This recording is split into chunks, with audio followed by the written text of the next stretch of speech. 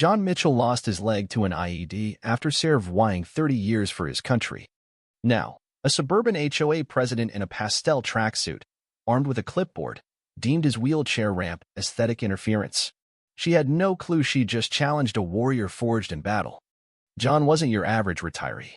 A Bronze Star recipient, he stood for the anthem despite his prosthetic leg's ache. Quiet by nature, he tended a small garden of bell peppers, taught neighborhood kids to patch bike tires, and kept his lawn crisp. His Service dog, Rex, only growled when someone neared the flagpole a star-spangled banner John had raised for 2 decades. Trouble arrived in a perfumed envelope. Violation notice, unauthorized flag display, and ramp obstruction. John laughed, assuming a typo. The ramp, built by Boy Scouts and county approved, was his lifeline. The flagpole? Older than his deed. But the HOA's new leader, Patricia Evans, saw rules as her scepter. To her, John's modest ranch house was a stain on Willow Grove Estate's manicured image.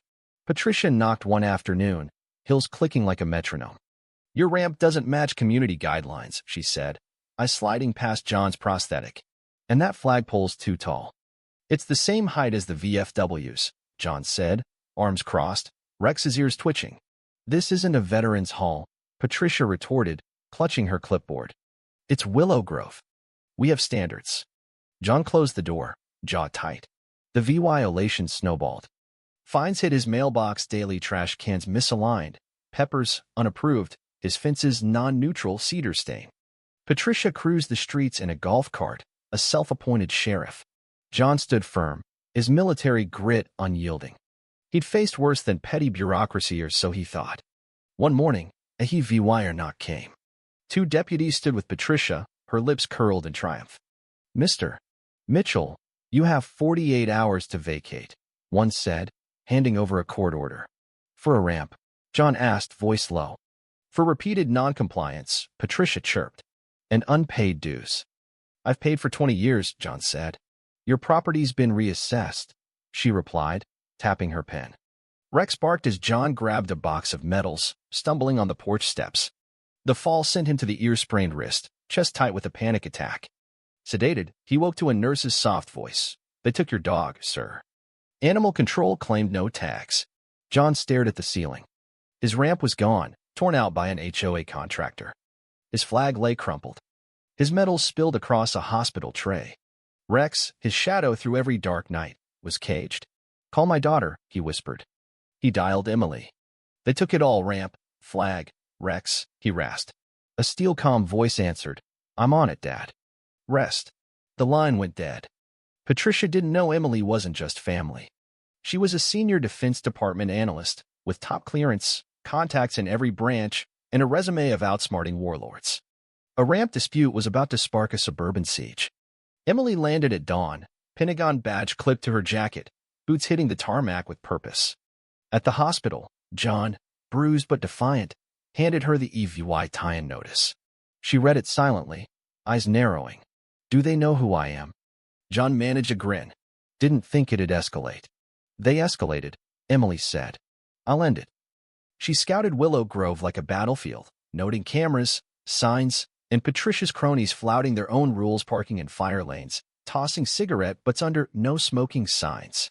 Emily cataloged each slip, turning a rented condo into a war room. Laptop humming, tablet synced, satellite feed live. She hacked into county zoning records, pulled every HOA permit, and dialed Colonel Harper, owed favors from a Kabul op. 2 men in suits, federal auditors, swept the HOA office, photographing files and Patricia's emails. Emily's drone, a Pentagon-grade toy, hovered over headquarters, catching Patricia ranting about that one-legged nuisance and his mutt. A file on her desk read Mitchell removal strategy, outlining months of fabricated fines to force John out a neighborhood purge. Emily struck at dawn. HUD demanded HOA financials. A Pentagon-sealed letter warned of discrimination probes. She leaked clips to a TikTok lawyer and 2 reporters. A video of Patricia berating John went viral, hitting 1.5 million views. Comments roasted her. Karen with a clipboard. Neighbors, once silent, shouted at meetings. "Why Evicted a vet?" Emily hit animal control with ADA violation codes, freeing Rex. At John's temporary apartment, she knocked. Got a +1? Rex bounded in, tackling John, tail thumping. John buried his face in Rex's fur, voice breaking. Thank you. The HOA unraveled. Emily's 80-page dossier drone footage, memos, neighbor testimonies landed with the Office of Civil Rights, VA, and U.S. Attorney. Board members bailed. Patricia's blouses grew sweat-stained. A biker with a Vietnam patch parked his Harley on the HOA lawn, planting a sign, "That's welcome, Patricia not." A VFW convoy trucks, jeeps, flags rolled through, silent but seismic. Patricia peeked through blinds, face ashen. Emily dug deeper, finding Patricia's unpermitted wine cellar, a hazard under a public sidewalk. A county inspector slapped her with a citation. Emails exposed Patricia's scams, fake fines on seniors, kickbacks from contractors. The IRS sniffed around charitable funds for non-existent projects of phantom scholarship, a never-built fountain. Patricia's press conference flopped when veterans roared past, signs blazing, Evicted on her. Her mic cut out, cameras caught her scowl. A judge froze her HOA power, barring her from the office. Emily bought the lot opposite, opening veterans legal aid, its sign bold, "Walk-ins welcome." John returned home 61 days later. His ramp gleamed, engraved, "Property of Sergeant John Mitchell, ADA compliant." His flag soared, neighbors waving small banners. A kid handed him a drawing of Rex guarding a sky-high flag. Emily watched, letting John soak it in. He didn't cry, but his shoulders eased, a weight gone. Willow Grove transformed. Without Patricia's grip, neighbors connected, forming a new board teacher, a nurse, a vet. They passed the John Amendment, freeing disabled residents from aesthetic rules.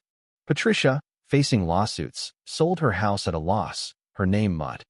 At a base ceremony, Emily got a medal for defending vets. John, a standing ovation. "You carried me," he told her, eyes wet. The legal aid office became a haven, with rocking chairs and a bookshelf of rights guides. One morning, a Korean War vet walked in. "Heard this place cares." John poured coffee, smiling. The old HOA office sat boarded up, a park rumored to rise in its place named for Rex. Willow Grove didn't forget. John sat on his porch, Rex snoring, the ramp solid underfoot. "Try it again," he murmured. "See what happens."